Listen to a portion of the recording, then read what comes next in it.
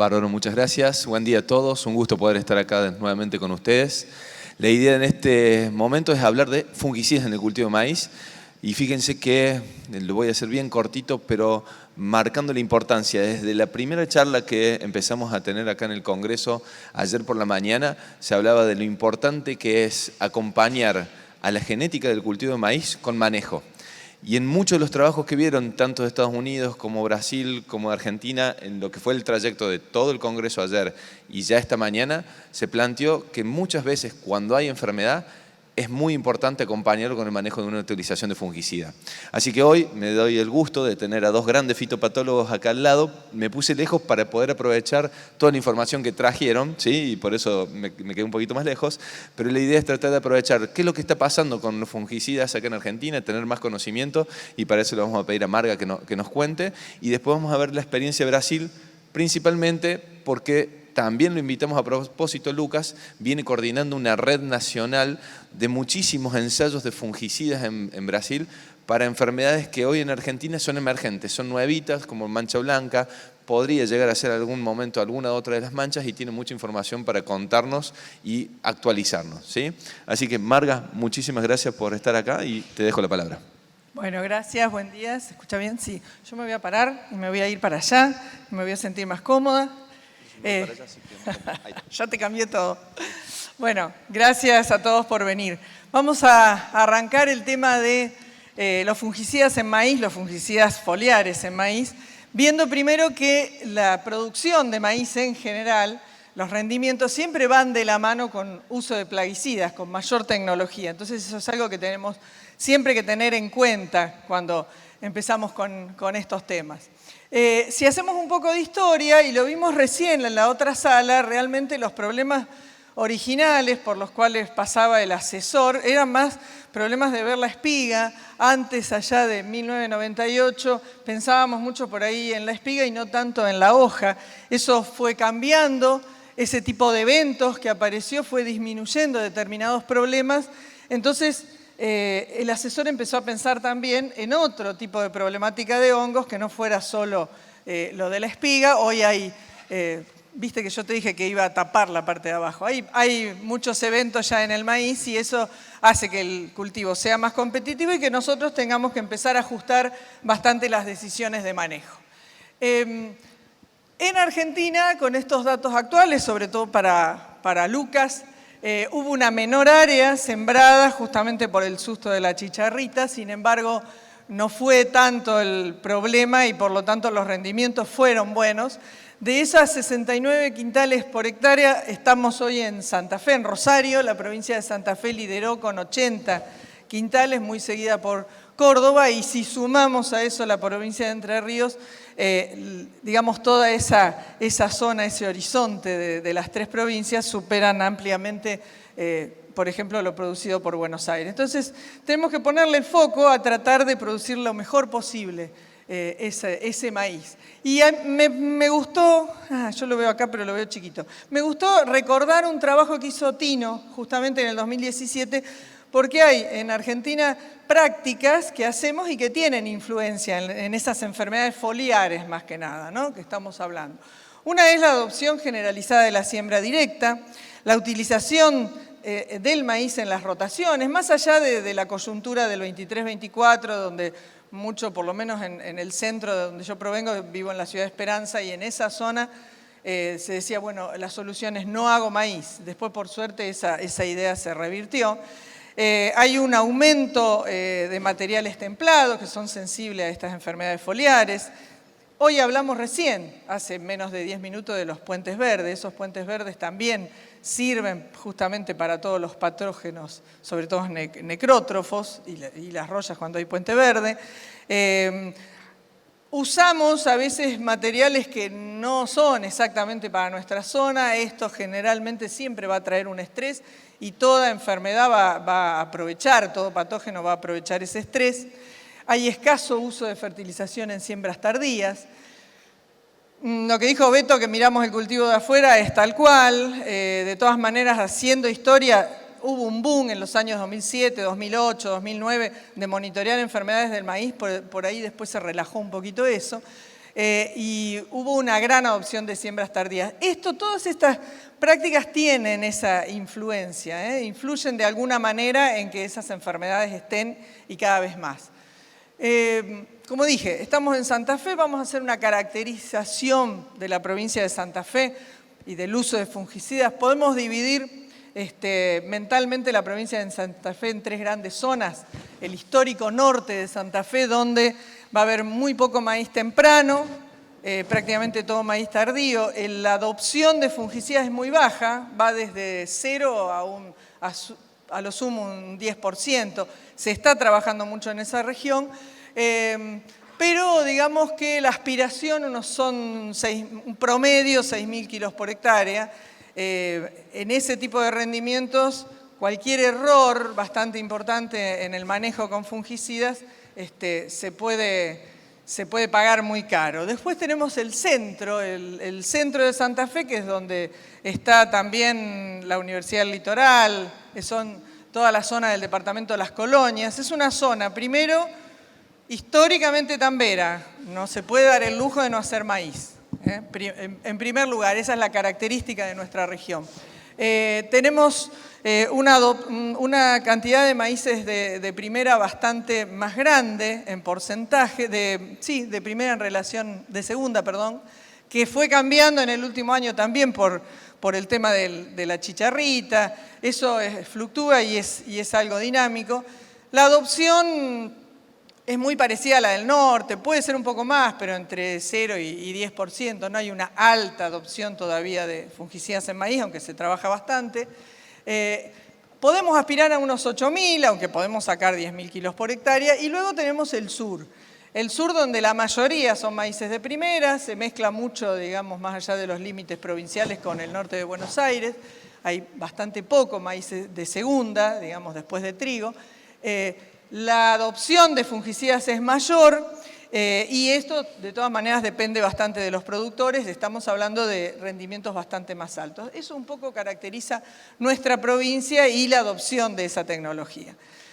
Si hacemos un poco de historia, allá por la década del 60-70 andábamos en esos vehículos para todos los jóvenes, así salíamos al campo y salían al mercado, digamos, los triazoles y las estrovirulinas. En los 90 hubo una expansión en Argentina de esos triazoles, en el 96 salen las estrovirulinas y en el 2000, digamos, es el boom de los triazoles y del uso de los triazoles y estrovirulinas.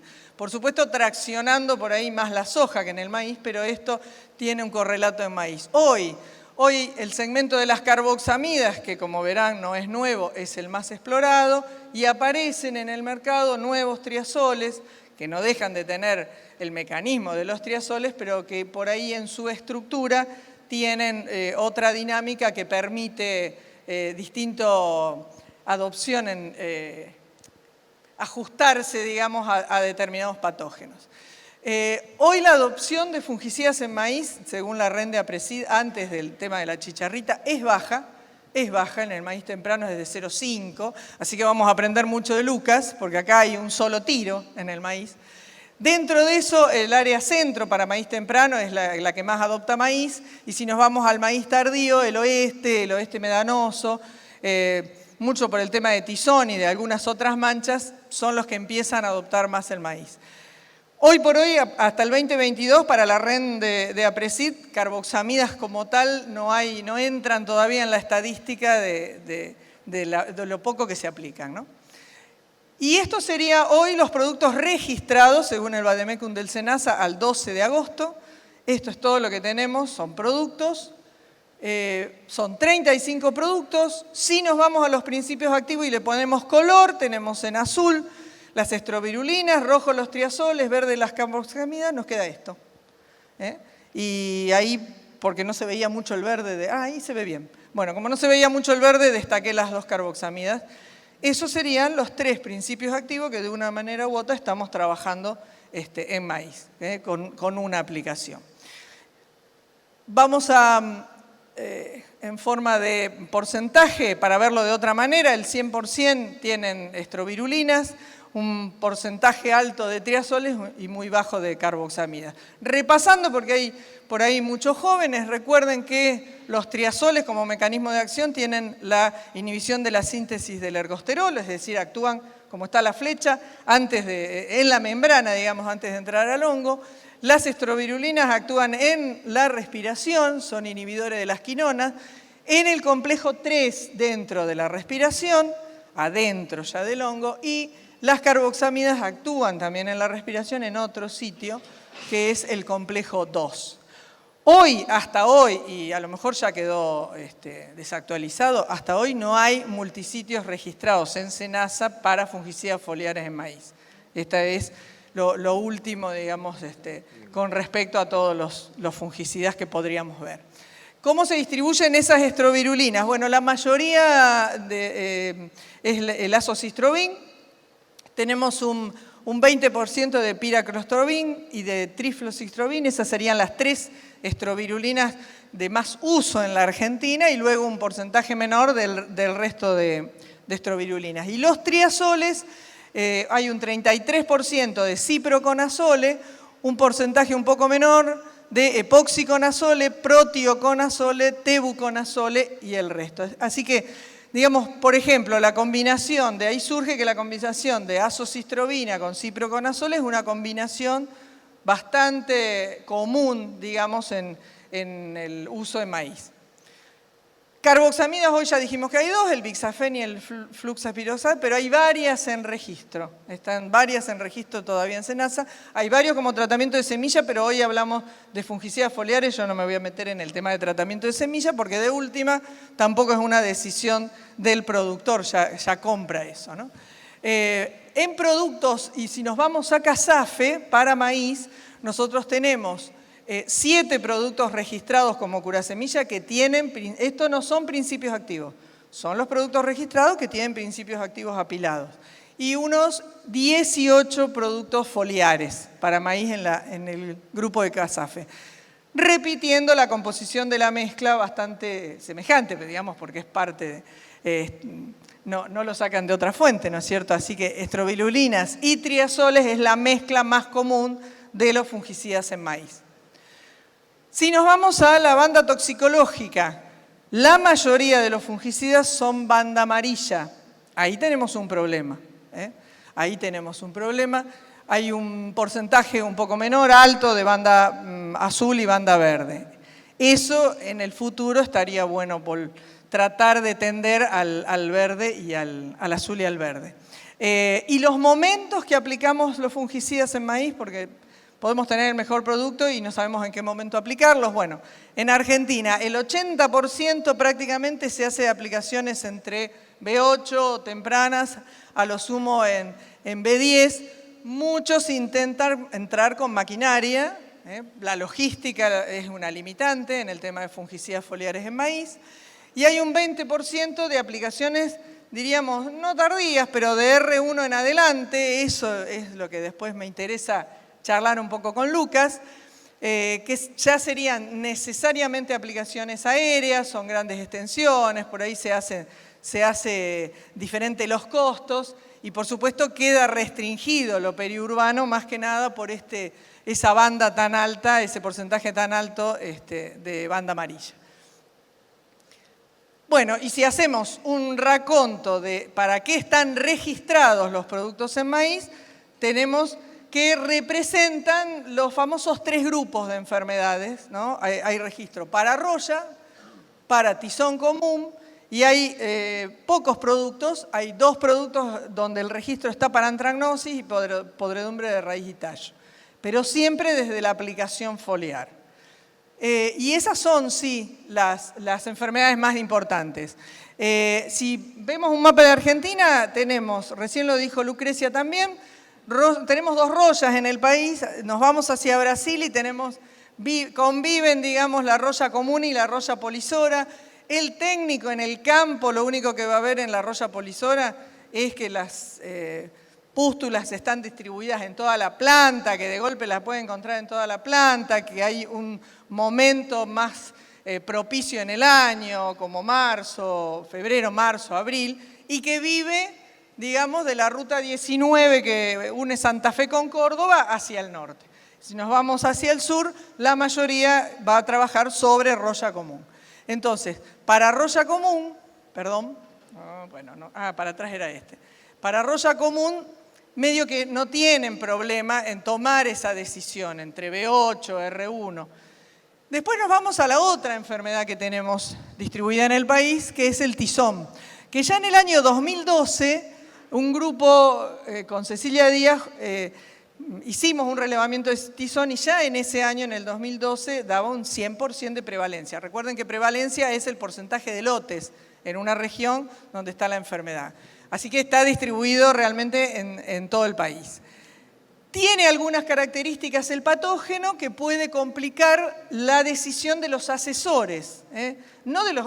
Acá no vamos a dar la charla esta desde los fitopatólogos. Los asesores. Y los asesores pueden tener una infección temprana que no la ven y lo que van a ver es algo tardío, pero hay que tener en cuenta eso.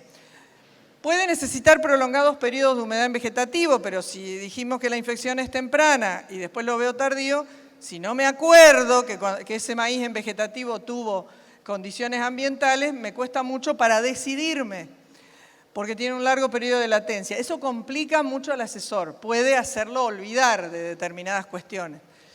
Al principio, a veces aumenta la lesión y no el tamaño, entonces si por celular mandamos que tenga una lesión, una por hoja, pero no digo del tamaño de la lesión, puede haber grandes errores en los umbrales entre monitores. Pero sí es importante que todos tengan en cuenta que es un hongo necrotrófico. Entonces lo tenemos y lo vamos a seguir teniendo y sobre eso hay que trabajar, sobre todo los asesores. Si nos vamos a este gráfico, eso es maíz tardío para Santa Fe, las distintas enfermedades como son en azul Roya Común, en rojo Roya Polisora que tuvimos ahí en el 2015-16 como un pico bastante importante. Esto también es prevalencia, no es intensidad, pero miren allá la línea verde, bien lejos y bien alta y sostenida, es la de tizón. En el centro de Santa Fe nosotros lo tenemos en maíces tardíos como una enfermedad permanente, digamos, ¿no?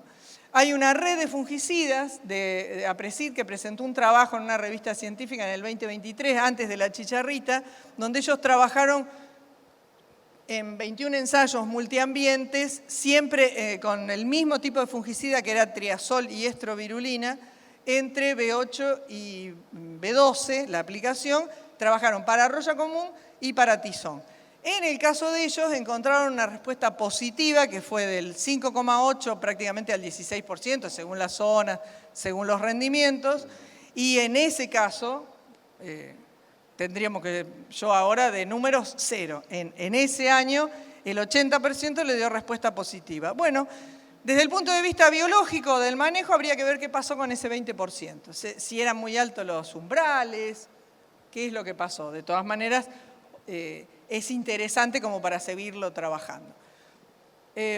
Bueno, y ahí tenemos el otro problema, que son las podredumbres de raíz y tallo. También la marca en el maíz tardío nos da una prevalencia alta y sostenida en el tiempo de este tipo de problemas y que de alguna manera van a lo largo del país prevaleciendo distintos patógenos. Tenemos antragnosis en toda la zona de Chaco, todo Santa Fe, parte de Córdoba cuando hay problemas.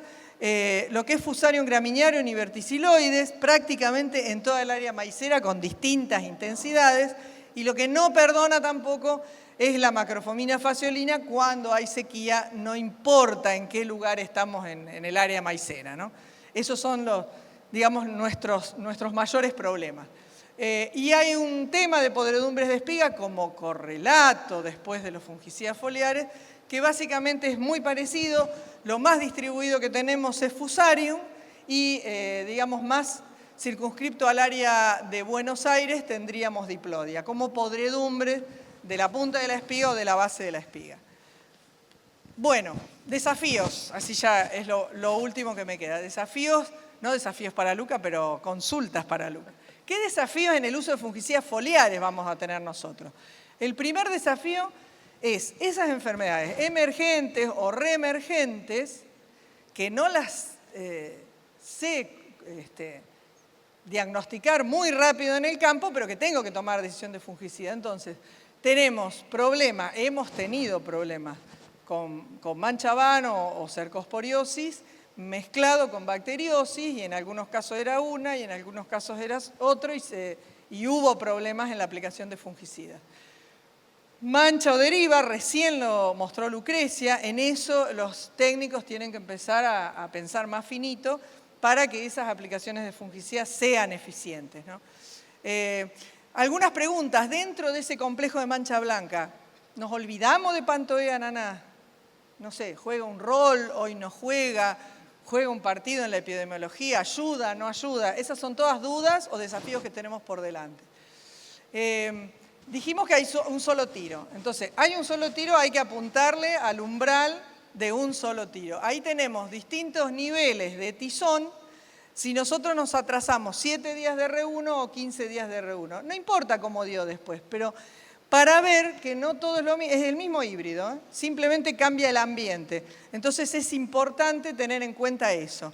Y alguna de las preguntas es, ¿qué posibilidades nos pueden quedar para algunas enfermedades en esas aplicaciones posteriores a R1? Así que esa es otra pregunta que yo te paso. Después tenemos tizón y mancha blanca, la mezcla, están los dos. Tenemos que pensar en un complejo de manchas, ¿eh? Hay ensayos, en el 2017 hubo mucha mancha blanca, más, menos, va, bien, está mezclada con el tizón. Los productos, ¿te controlan tizón? ¿No te controlan mancha blanca? Todas dudas, ¿eh? Yo vine acá a tirar dudas nada más. Bueno, y para terminar, ya, así cumplo con los 20 minutos. Algunas frases de fitopatólogos del país que han trabajado en esto, además de los que escuchamos hoy. ¿Existe un incremento importante de patologías? Sí. ¿Hay una mezcla y concurrencia simultánea con bacteriosis, dice Tino? Y eso complica la labor del asesor. Y esto es importante a la hora de decidir los fungicidas. Los fungicidas foliares disminuyen el estrés de las enfermedades foliares. Hace muchos años se pensaban que eran sistémicos por el tallo y por eso nos ayudaban para las podredombres raíz y tallo. No, es un beneficio indirecto. Cuidado con eso. Hoy ha surgido un enfoque innovador también en el manejo de las enfermedades foliares, que implica empezar a combinar con bioinsumos. Hay un manual muy reciente, de hace un mes, que salió de Marcelo Carmona, donde trabaja todo este tema de los bioinsumos, y una de las cosas que dice, y da algunos ejemplos, es que se logró a veces sinergizar, y el ejemplo es maíz, por eso lo traje, con ciertas cepas mezcladas con fungicidas. Entonces yo creo que se abre un camino importante con bioestimulantes, activadores de defensa, como complemento, no como sustitutivos de los fungicidas en maíz. Creo que nada más. Vamos a terminar con Daniel Plopper 2011 soja. Ustedes dirán qué tiene que ver. Lo que dice Daniel Plopper en el 2011 en soja nos pega perfecto. La agricultura es continua, dinámica, era dinámica, ahora también. Y los nuevos problemas lamentablemente aparecen constantemente, y constantemente nosotros vamos a tener que afrontar desafíos. Por eso hoy un poco la idea fue hablar primero, tirarle todos los desafíos a Lucas. Nosotros siempre aprendemos de Brasil, sobre todo los que estamos en Santa Fe, allá que es cada vez más parecido, nos vamos hacia el norte. Así que bueno, nada más. Muchas gracias. Bárbaro, muchas gracias, María. Te invito a que cambien de lugar con Lucas. Lucas, para allá. Así, mientras ponen la presentación, seguramente voy a pedir que nos dejen unos 5 minutitos para alguna pregunta, para que le respondamos algo a Marga, que dejó ahí todo inconcluso. No, inconcluso no. Estoy inconcluso. Exactamente. Bien, dale, Lucas. Muchas gracias. Bueno. Buenos días. Primero, gostaria de felicitarlos por la organización de belísimo evento, a Tino. Me llamo Lucas Fantin e soy propietario de una empresa, de uma companhia de investigação agrícola em Brasil que se chama Fantin Agro. E para falar sobre fungicidas em Brasil, nós devemos entender pouco sobre a caminhada, a história de maíz em Brasil. Antes de ano 2000, em Brasil nosotros solo tiene 3 problemas com enfermedades. O primeiro problema é causado por chicharita. Depois, nosotros temos alguns problemas com mancha blanca. E solo em ano 2000, nosotros temos grande problema com tizón, com cercospora, neste caso. É importante mencionar que até o ano 2000, em Brasil, maíz solo sembrado de forma tempraneira, que chamamos de safra. E a safra de maíz em Brasil é comumente sembrada de setembro até dezembro. É uma época diferente de maíz tardio ou safrinha, como chamamos em Brasil, que é sembrado em janeiro, fevereiro, março. E notem que é muito diferente a época de siembra dessas duas épocas, desses 2 maízes em Brasil. E nós temos uma grande revolução depois de 2000, porque a siembra de maíz cambiou para de maíz de safra para maíz de safrinha, de maíz temprano para maíz tardio. E depois de 2000, nós podemos elencar 3 períodos de enfermedades em Brasil. 3 períodos de perguntas que hacemos sobre enfermedades em Brasil. No primeiro período de enfermedades em Brasil, nós fizemos a seguinte pergunta: vale a pena aplicar fungicidas em maíz? Os primeiros trabalhos que nós temos sobre fungicidas em Brasil, de 2000 hasta 2010, são perguntando se aplica ou não aplica fungicidas em Brasil.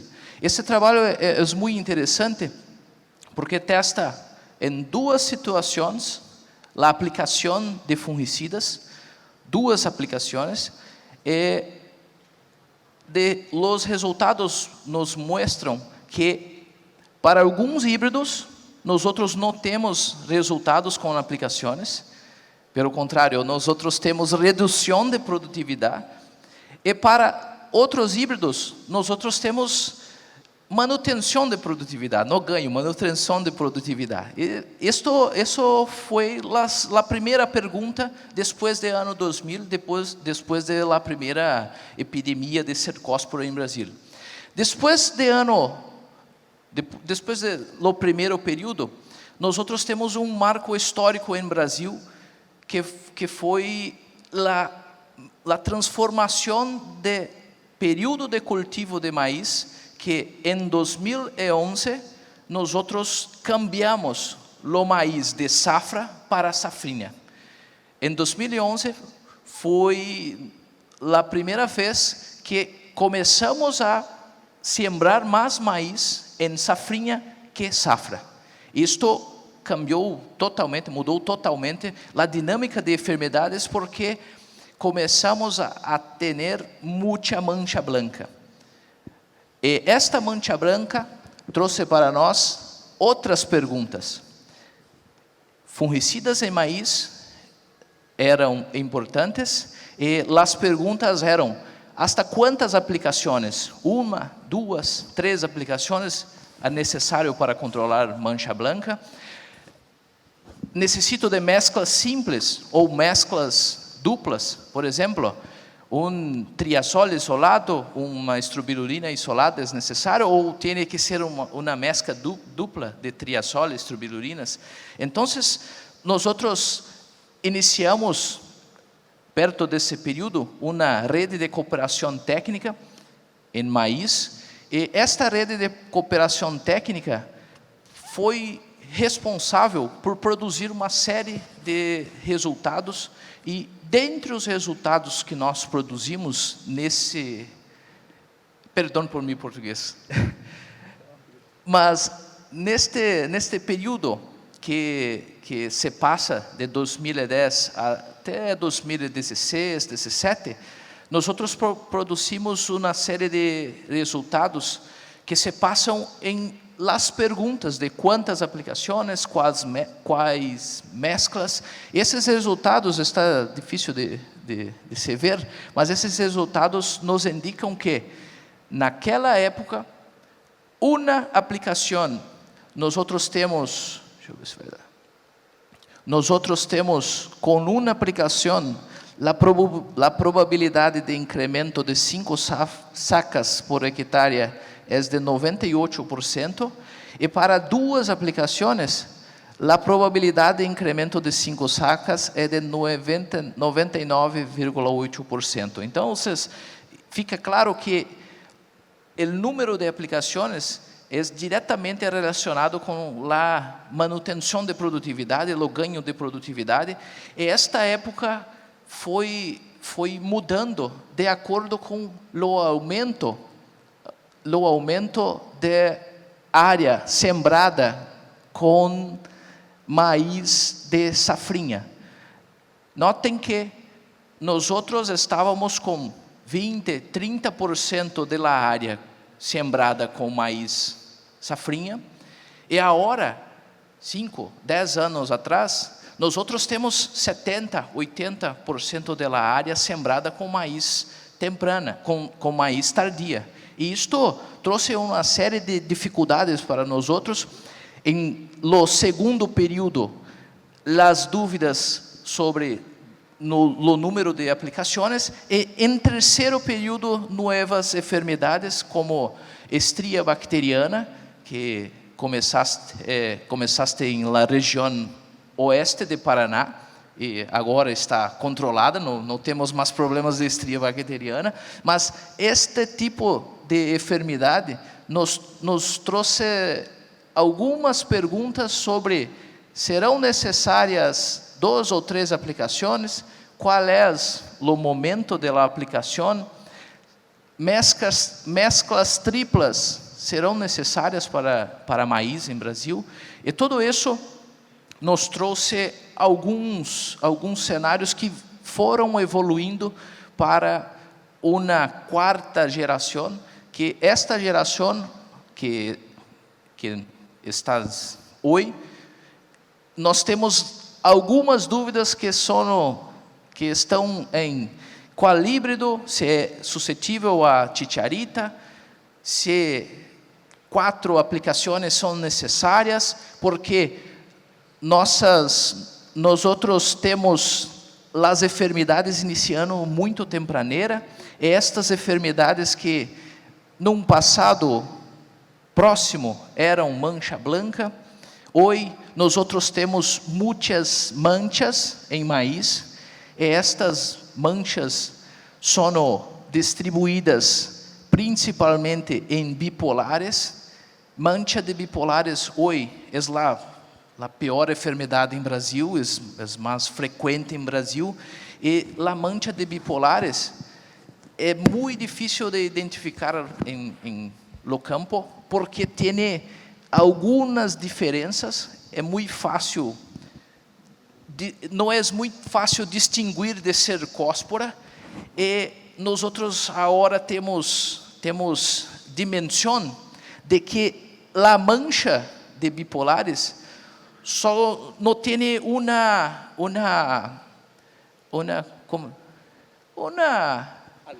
uma sintomatologia, né? A mancha de bipolares tem várias sintomatologias, e isso existe uma interação com o híbrido, com a região. Existem diferentes espécies de bipolares em Brasil. Nós temos bipolares maídes e agora bipolares zeícola. Para bipolares maídes, nós temos 3 raças, e para bipolares zeícolas, nós temos agora 5 raças fisiológicas. Isso faz com que o manejo seja muito dificultoso. E este mesmo problema com manchas em milho, que nós podemos dividir em no primeiro período de cultivo de maíz, estão, de certa forma, ajudando a crescer os nossos problemas com podridões de talo. Isto é problema ascendente em Brasil, porque estamos notando que quando nós temos muitas manchas em las hojas, é comum os talos estarem danificados e por vezes temos plantas quebradas, temos micotoxinas, temos outros problemas indiretos que não são causados diretamente por las enfermidades de las hojas. Então, é problema gravíssimo. De los problemas que não podemos esquecer é a mancha branca. É talvez nossa enfermidade com maior impacto em produtividade. E a mancha branca, apesar de los problemas em la diagnose, em las discussões sobre feosféria e pantoea, nós temos convicção que é uma bactéria. E esta bactéria tem alguns steps, alguns passos. O primeiro passo é a infecção e colonização. Quando a bactéria coloniza o tecido, ela degrada a parede e extravasa o líquido. Por isso, nós vemos sintoma de encharcamento. Depois desse sintoma de encharcamento, nós temos a lesão que vai iniciando, e quando nós temos noites frias, é comum que a bactéria produza uma toxina, que é esqueci o nome da toxina, mas é criogênica, e nós temos as lesões de cor branca, que caracterizam a enfermidade. Esta película mostra bem a evolução de los estádios de la mancha blanca. Isto ocorre muito rápido quando nós monitoramos a enfermidade para aplicar. Nós quando entramos em las aplicações com a doença estabelecida, a eficiência é baixíssima. Então, devemos entrar mais tempraneiro para a mancha blanca. Este tempraneiro é comumente em V7, mas eu vou mostrar dados melhores sobre isso. Mas em nossa rede de capacitação técnica, de estudos técnicos com a mancha blanca, nós temos 10 anos de pesquisa, que inicialmente foi criada para a mancha branca, mas hoje nós não temos mais resultados de mancha branca, porque a ocorrência de mancha branca em Brasil é baixíssima, mas os resultados nos mostram que para o controle de mancha branca, o uso de estrobilurinas e triazoles, estrobilurinas principalmente, mas também de carboxamidas, são importantíssimos. Podemos falar aqui sobre carboxamidas, bixafen, fluxaperoxide, como as carboxamidas mais antigas. Hoje, nós temos pidiflumetofem, nós temos imperfluxan, nós temos fluindapir, como novas carboxamidas, que têm, de certa forma, impacto sobre mancha branca, mas bixafen, fluxaperoxide são carboxamidas mais conhecidas. Dentre os triazoles, as oxistrobinas, trifloxistrobina são muitíssimo importantes estrobilurinas para o controle de mancha branca. Esse é o primeiro resultado que temos em la rede. Em lo ano seguinte, nós testamos mais trabalhos, mais produtos. Este trabalho foi conduzido em 10 localidades. Notem que sempre que temos a presença de carboxamidas, nós temos resultados melhores para a mancha branca. E esses resultados, quando nós olhamos para uma investigação mais detalhada, uma investigação de meta-análise, que reunimos uma base grande de trabalhos, nós podemos ver que as mesclas com carboxamidas e estrobilulinas têm um grande impacto solo en lo controle de mancha blanca e também em la manutenção de produtividade. Em Brasil, nós temos novas mesclas como mefentrifluconazol, que nome comercial é Revisol. Nós temos mesclas triplas, estamos usando muito em milho, mas as mesclas, principalmente com carboxamidas, são importantíssimos dentro desse cenário de mancha blanca. Este é um trabalho de meta-análise que realizamos com 5 anos de pesquisa em Brasil e com 9 anos realizamos o mesmo trabalho de meta-análise e constatamos que as melhores ou os maiores manutenções de produtividade sempre são com carboxamidas, estrobilurinas e também para a mancha branca nós podemos citar alguns triazoles também, são da mesma forma importantíssimos porque temos um complexo de doenças. Nós nunca temos solamente mancha blanca, nós sempre temos T-zone, temos outras coisas, então é muito importante. Este mesmo trabalho só é justificado porque nós temos problemas com redução de produtividade e esta redução de produtividade pode variar de acordo com o híbrido, de acordo com a região, com o investimento e podemos estimar que para cada 1% de hoja contaminada com mancha blanca em la hoja de la espiga, nós temos uma redução de aproximadamente, que pode variar de 30 a 70 quilos por porcentagem de hoja infectada ou comprometida por mancha blanca. E tudo isto, conforme avançamos em resultados e reunimos mais resultados, nós conseguimos notar que estes resultados são muito similares e com dados mais recentes, para uma produtividade de 8.000 quilos, temos uma redução a cada 1% de mancha blanca de 55 quilos. Isto é muito. E quando analisamos o retorno sobre investimento, nós temos que, dependendo do custo de aplicação, o retorno de investimento nem sempre acontece. Isso depende muito de acordo com o custo de maíz, o custo de aplicação. Então, são questões que devemos colocar dentro de nosso planejamento. A outra enfermidade problemática é Thursicum, ou mancha de Thursicum, e para esta enfermidade nós temos alguns momentos de aplicação. Para mancha blanca, nós entendemos que a panícula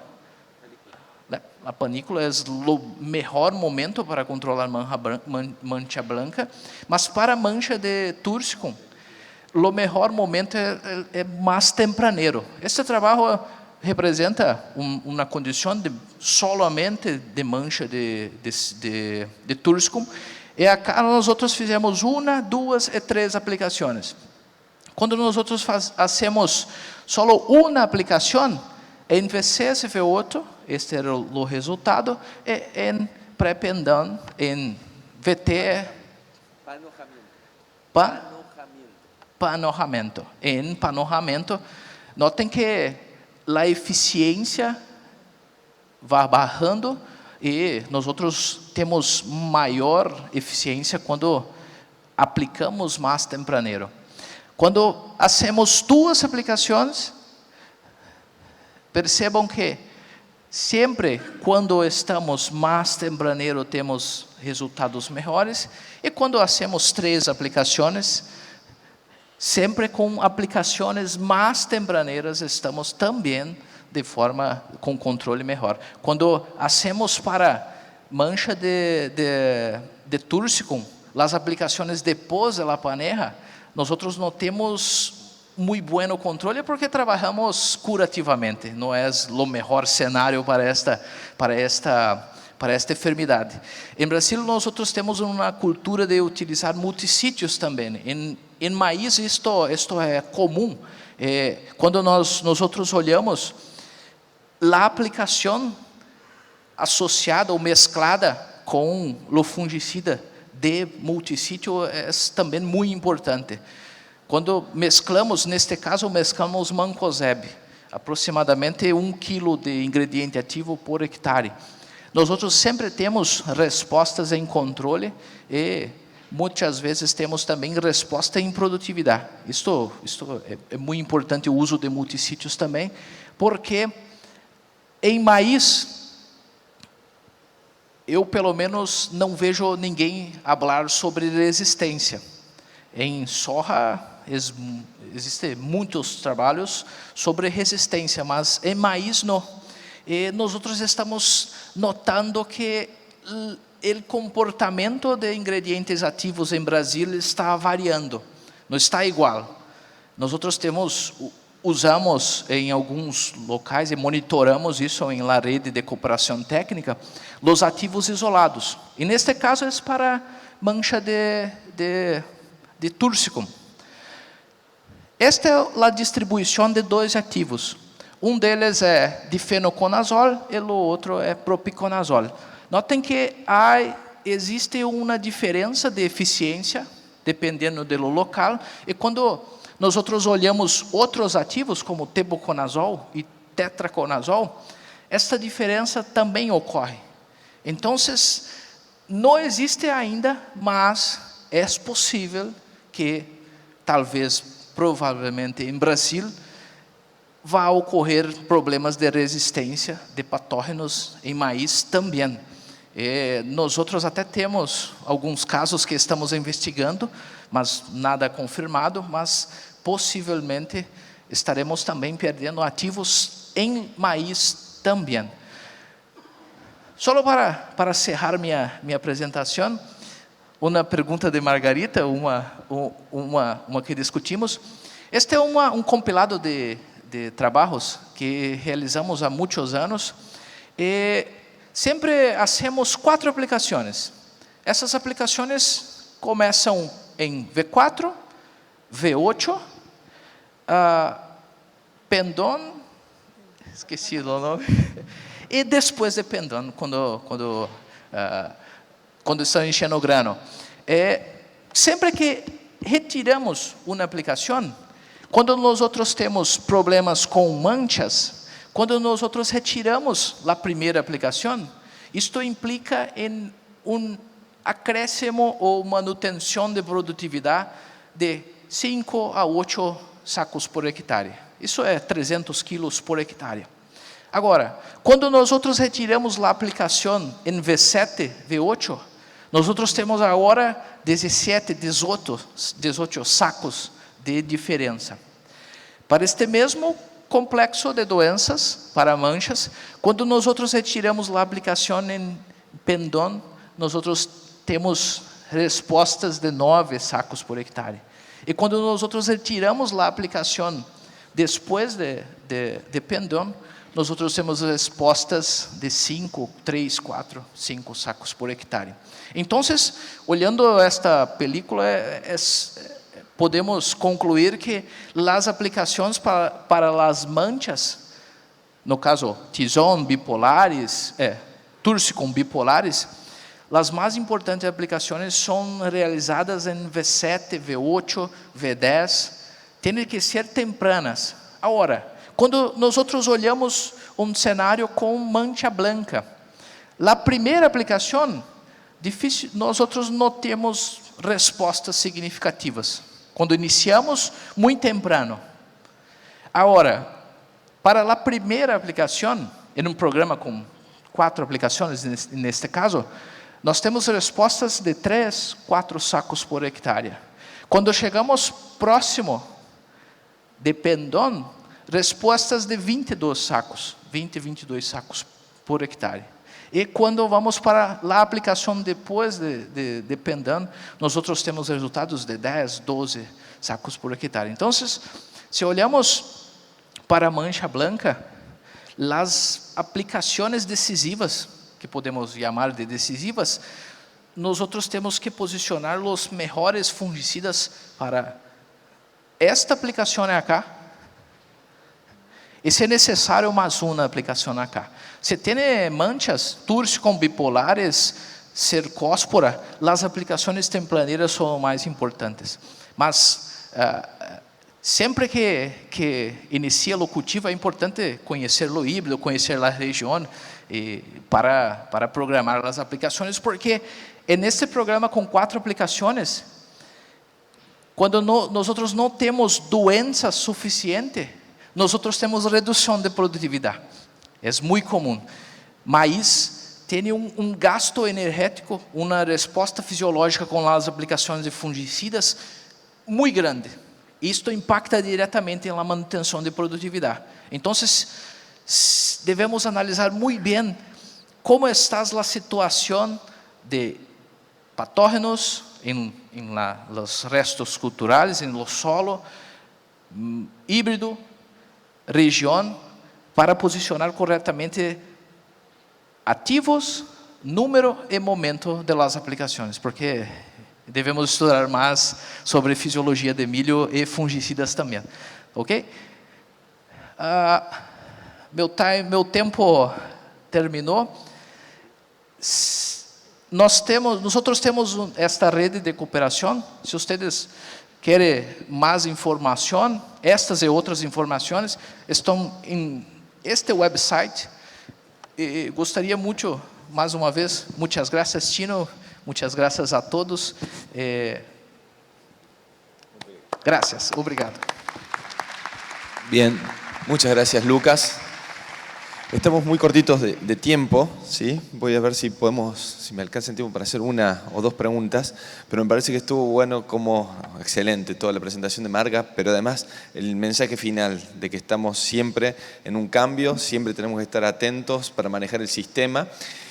Y una de las cosas que los dos dijeron fueron cambiando el sistema productivo, y eso nos llevó a utilizar fungicidas. En Argentina primero la fecha de siembra es tardías y ahí vimos un impacto.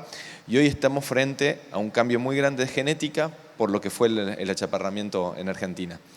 ¿Cómo ves, Marga, la utilización de fungicidas en Argentina de ahora en adelante?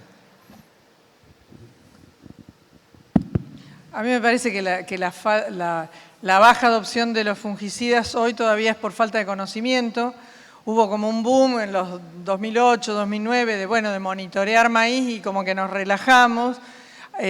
Si hay síntomas que aparecen más tarde, le cuesta al técnico mucho tomar una decisión preventiva en maíz.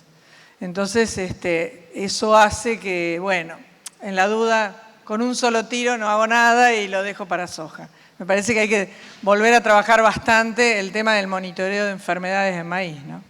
Bien, y en esa línea, si comparas con soja, que en soja se aplica, siempre lo charlamos, sin ver tantos síntomas, y en maíz sí. ¿Algún parangón, algún tips que le podamos decir a los que están iniciando en este camino de ver enfermedades y aplicar? Sí, soja tiene una trayectoria distinta en cuanto a monitoreo de enfermedades. Nos despertó a todos la roya de la soja en el 2003, que realmente había diferencias, más allá de que después como enfermedad no se instalara en todo el país. Pero me parece que esa cultura del monitoreo se prendió mucho más que en el caso del maíz. Como decía hoy Tino, es un cultivo de más difícil entrada, los peticitos se pierden adentro del cultivo. Pero creo que es interesante los resultados que dan los fungicidas.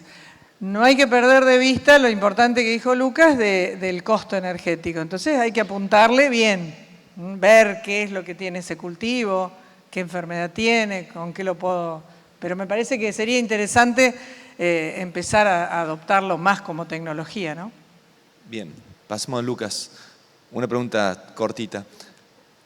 ¿Todos los programas de aplicaciones que hoy se usan son de 3 a 4 aplicaciones? ¿Hay alguna región que tenga algo más parecido a Argentina con 1 o 2 aplicaciones y es rentable? Sí, perfeitamente. Esses programas de 3 ou 4 aplicações são especificamente para as regiões com produtividade acima de 10.000 quilos por hectare. São alta tecnologia nessas regiões. A média de Brasil é 1.5, 1.6 aplicações. Então, nós temos várias regiões com uma aplicação, com nenhuma, com 0 aplicações. Então, é comum. Creio que na região que eu trabalho, nós temos a média de uma aplicação. De sul de Mato Grosso do Sul é só uma aplicação, com a Cotoete, Paraguai, só uma aplicação. Mas existe uma tendência, caminho para avançar em número de aplicações, em la qualidade também das aplicações. A última safra, a safra agora, nós temos o fungicida mais aplicado em Brasil foi uma mescla tripla com próteo, bixafene, trifloxystrobin. Foi o fungicida mais aplicado em Brasil, em maíz. Justamente te iba a preguntar eso. ¿Algunos ingredientes activos que no puedan faltar para el control de tizón y cercóspora y que no puedan faltar para mancha blanca? No, para vos, Lucas. Para mim? Sí. No te escabullas. Creio que quando nós temos problemas com mancha blanca, carboxamidas são essenciais para a mancha blanca. Também, se for mesclado com estrobilurinas, é muito interessante. Mas, como Margarita hablasse, nós nunca temos solamente mancha blanca. Temos outras manchas também. Por isso, para bom controle de enfermedades em maíz, creio que a mescla de carboxamidas e triazoles são muitíssimo importante. Em Brasil, por exemplo, para mancha de bipolares, que creio que a ser um problema em Argentina também, nós temos muito claro que carboxamidas são importantes, mas o ativo que controla realmente mancha de bipolares são os triazoles. Buenísimo. Entonces, a mescla de triazoles e de carboxamidas são muitíssimo importantes e o uso de multissítios também. Neste caso, mancozeb é importantíssimo em maíz também. Bien, con todos los resultados que mostraste, carboxamidas y multisitios vamos a tener que empezar a trabajarlo un poquito más acá en Argentina. Muchas gracias a los dos. Quedamos después, vamos a bajar para poder estar respondiendo a algunas consultas que hayan quedado. Muchas gracias por estar presentes. Bueno, muy bien, el aplauso para los tres. Desde el Congreso Internacional de Maíz queremos hacer entrega, vamos a pedirle un segundito más, porque se le va a hacer entrega de una placa reconocimiento a la trayectoria al señor Luca Fantin como miembro de la Legión extranjera en el Congreso Internacional de Maíz en el mundo. Así que el aplauso para él.